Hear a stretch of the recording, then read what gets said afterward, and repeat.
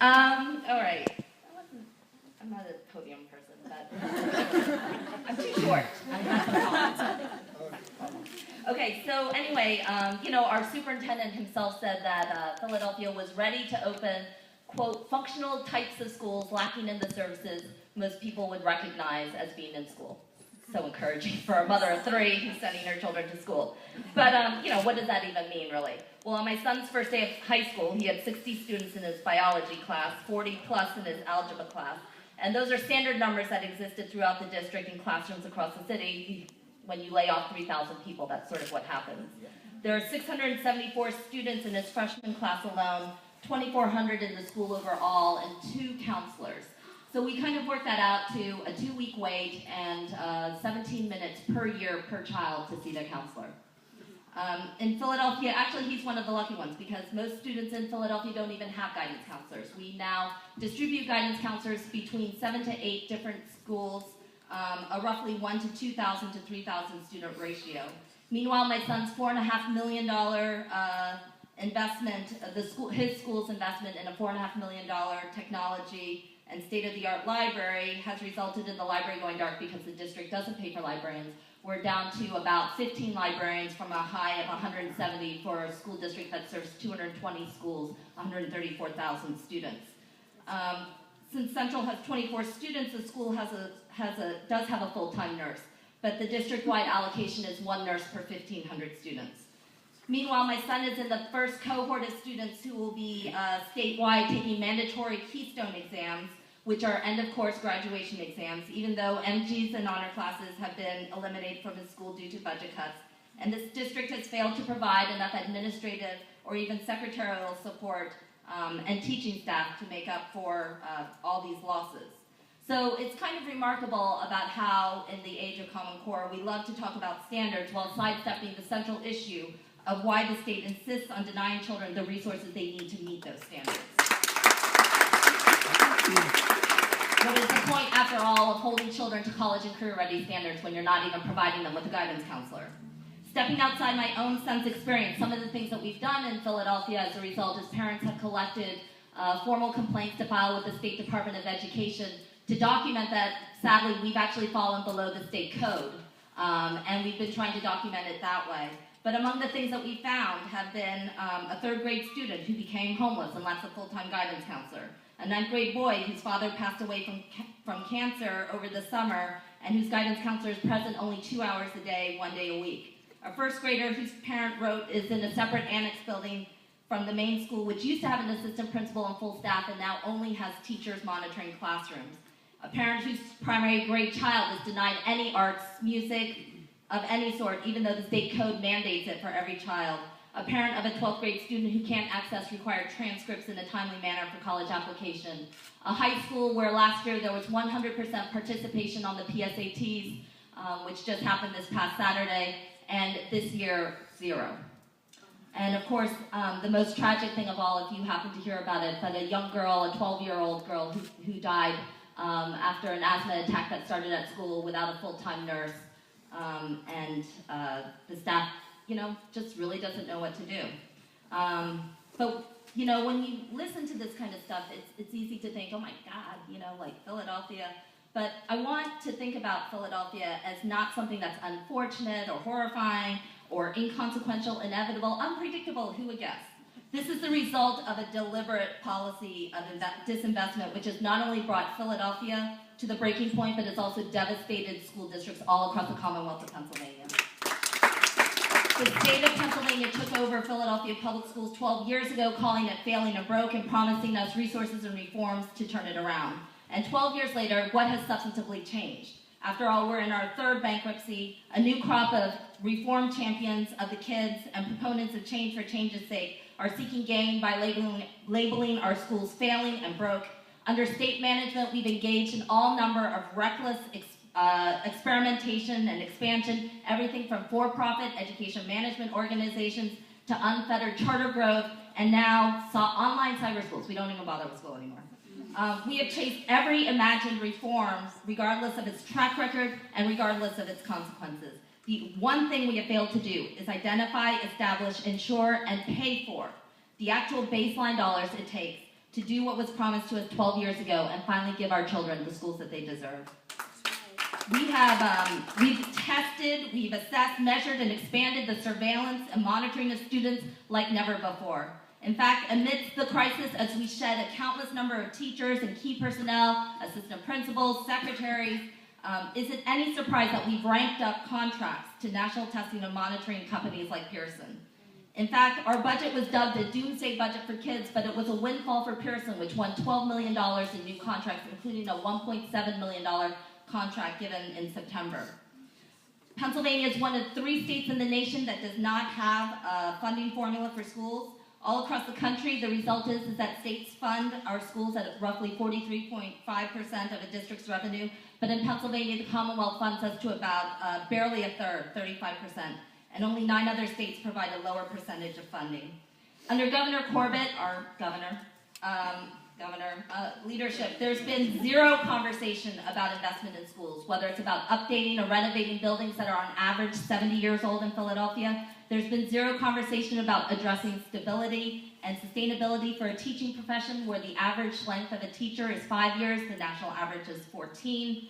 Nobody's talking about what it takes to get a child educated. It's about the lowest number possible to get the bare minimum. And that's what we're talking about in Philadelphia, the deliberate starvation of one of the nation's largest school districts.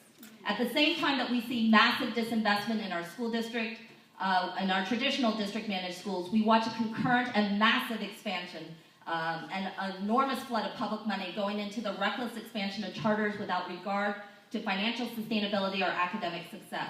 In the same year that the Philadelphia School Reform Commission voted to close down 24 public schools to save a questionable $20 million a year, they voted to expand charter seats by over 5,200 seats, which is what they call our children now, at a cost of over $139 million over the next 5 years. I love that it's funny because, in Philadelphia it's just like, you say seats and they're like, oh yeah, children, and of course you laugh, which is a good disconnect to have. So whatever your opinion may be of charters, there's no question that there's a clear failure to explain an inconsistent approach of allowing massive charter expansion without regard to expense or academic quality, while demanding a draconian and widespread sacrifice among traditional district schools. So I'm a charter school founder. I believe in the possibilities of charters. We actually founded one after a long battle within Philadelphia Chinatown to establish boundaries and redefine ideas of community development that were being foisted upon a largely marginalized immigrant community. But I also understand the limitations of charters right now, and more than ever, we need to confront what the charter movement has become. Superintendent William Haidt said last month on a radio show that some $1.1 billion of the district's $2.4 billion budget now goes towards either charter schools or debt service, which was largely done to finance charter schools. So it is this perfect storm of debt, charter expansion, and defunding of public education which precipitates the crisis that you may be reading about and seeing today. So I'm just going to talk really quickly about a couple elements of this corporate ed reform movement. So folks are comfortable if I say corporate ed reform movement? Okay, so you guys can boo when you want to go along. And, for those of you who feel uncomfortable with it, look, it's not personal at all. It's just listen to hear me out and understand why I'm using these terms. So Philadelphia is the darling of the reform movement. Michelle Reed's been here half a dozen times. Walton just gave $5 million. Dell, Broad, Gates, you name it. Eric Cantor gave his I Have a Dream speech in Philadelphia in September. The ultimate vision of a civil rights champion from the House Majority Leader's viewpoint, just a couple days after he stripped food stamps from the federal budget. And to give every child in his world an educational choice and voucher. So if you care about public education at all, you have to recognize this extraordinary tension that exists today between parents, educators, teachers, staff, and students against the moneyed and lobbying interests of what is being dubbed the corporate education reform movement. There is more money swirling in and around education that we have ever seen, but it is not going towards children and their learning. It is going largely to reshape a national dialogue and question a fundamental tenet of our social contract, whether we believe in and have a collective responsibility to educate with equity and justice every child in our society in this country, regardless of their background. The hallmarks of this corporate education reform agenda are recognizable because they're homogenous. They're totally the same. They're born in back rooms, Wall Street rooms, boardrooms, and think tanks, completely divorced from local experience, knowledge, history. They are those people who focus on the periphery of schooling, tinker around the edges, those who are obsessed with the structure and management of education rather than the substance and practice of it, those who demand union concessions without regard to teacher stability and professional sustainability, those who demand longer school days without concern for the content and resources of that day, those who believe that test scores are more important than meaningful achievement. Corporate ed reform moves best amid crisis and churn, when systems are destabilized, leadership is AWOL, and standard processes of ethics, public transparency, and due process can be chucked out the window amid the crisis of the moment. So what am I talking about here? In Philadelphia, mass school closings. No single policy reflects the bankruptcy, both literal and figural, than the absolute closings of schools. A statement from Moody's, the day after Philadelphia closed down 24 public schools last spring, encapsulates what I'm talking about. Setting aside the effects of closure on children and their education, the closures are positive from a credit perspective. The people go down and the market goes up. That is basically the essence of the corporate ed reform movement right there. From Chicago to DC to New Orleans, Detroit, and Philadelphia, mass school closings lay waste to communities, negatively impact children's lives, and help to dismantle not just public education, but the broader public sector, weakening organized labor and opening up the public space to commercial penetration and profit. They don't result in better achievements. In Philadelphia, for example, there's a whole bunch of statements about how these are low-performing, low-achieving schools, under-enrolled. That's fine, but 80% of them went to schools that perform no better than the ones that they currently left. And each school in Philadelphia this year is far worse than the ones that they attended last year. These are failing schools and failing communities, we're told. So the best idea for a struggling neighborhood is to therefore shut the school down and move the children out. Families today in Philadelphia don't get a shiny new bus to their new public school. They walk as much as 1.4 miles with kindergartners and teenagers in tow through unfamiliar neighborhoods. A 10-year-old boy was sexually assaulted on the way to school this year. And I don't want to say that to be sensationalistic, but in a city that grapples constantly with high crime, the promotion of mass school closings without any thought to the care and transportation and public safety of children is beyond reckless. But let's get to the root of mass school closings, because it isn't about the kids. It's partly why they're the horrible casualties of all of this. And that's really why kids get hurt. It's about something deeper, and that has to do in Philadelphia with the largest turnover of public land into private hands that we've ever seen in the city's history. It should come as no surprise that the money behind school closings came through private outfits, philanthropy groups, on which real estate developers sit as board members. The chair of one philanthropy foundation is a billionaire real estate developer who has a brother who is also a billionaire real estate developer. And in the midst of the school's crisis, City Council sailed in with a plan to sweep up these school properties and fast track them on a sale for $50 million. They knew a friend of a friend of a friend who could buy that real fast. And I'm sure they do, but hey, it's for the kids, right? Every year, this brutal cycle becomes more familiar. You close down public schools, replace them with privatized charters, you fire unionized teachers, replace with Teach for America or some other low-wage temporary option, transfer funds and resources from public to private control, manufacture crisis, then use it to impose policies that would otherwise meet with stiff democratic opposition. And that's what this concern is all about when we talk about the transfer from public to private. Another quick thing, charters and the cost of school choice in Philadelphia.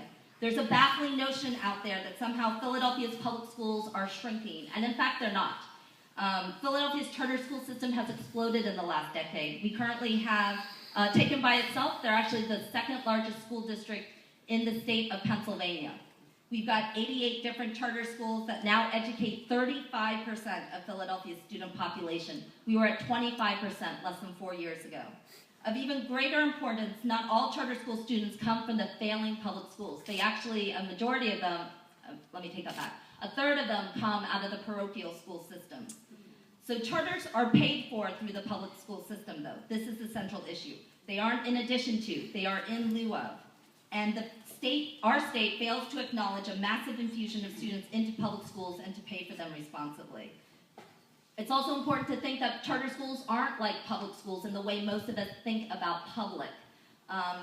Typically, every charter school is an independent LEA. They're its own school district.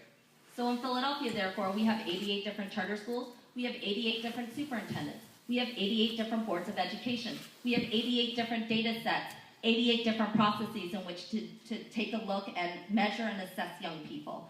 The notion that you would manage or even be able to operate 88 different independent school districts within a system would seem kind of insane, but yet we forge on.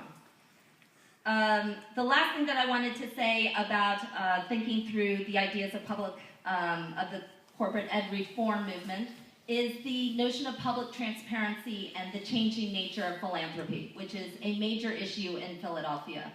I spoke earlier about school closings. One of the things that has been an extremely controversial issue is that a private foundation paid for a list of school closings that would be delivered to our school board. The private foundation solicited money from other private donors, and that the list has remained private and within the district's hands. As a parent group, we filed an ethics complaint and have filed repeated open records requests. But it gives you an idea of the level of lack of transparency around a lot of issues. Just recently, we have a new school philanthropy fund that is looking to privatize the placement of students in the school district of Philadelphia. It's an enrollment process, universal enrollment. You'll hear about it, I'm sure. It'll roll through Massachusetts and Connecticut if it hasn't already. But in this particular process, this philanthropy fund wanting to remove the burden of enrollment and placement, I believe, a central and core mission of a school district, but it is a burden from their point. And that they would take it outside of the school district, bring it into a private entity. Of course, they would be able to integrate with every student's data system as a private entity, and eventually charge a per pupil fee. I'm sorry. And obviously, again, that they would not only do this on behalf of the school district of Philadelphia, but that they would involve parochial and Catholic schools as well, and match students who go to Catholic schools with an opportunity scholarship fund, which, you know, in many cases are seen as backdoor vouchers. I say all of this to encourage you to think about the fact that this is not about reform versus the status quo. It's not about those who believe in the kids versus those who don't, or those who believe in great schools and those who don't. The central issue of the day in Philadelphia is about whether individualized school choice has trumped a collective responsibility to ensure equity and the realization that choice has been a sorry secondary substitute to equity that has brought its own host of problems to Philadelphia and other places. Unpredictable and unmanageable costs, greater racial segregation, dramatic inequity, and a spiraling disinvestment in education. And so if you look at us from the outside, the struggle and fight that you see from parents in our city schools, students who have organized walkouts, school staff who have gone on hunger strikes about the future of Philadelphia schools, this is what it's all about. And for that, we cannot and will not remain neutral.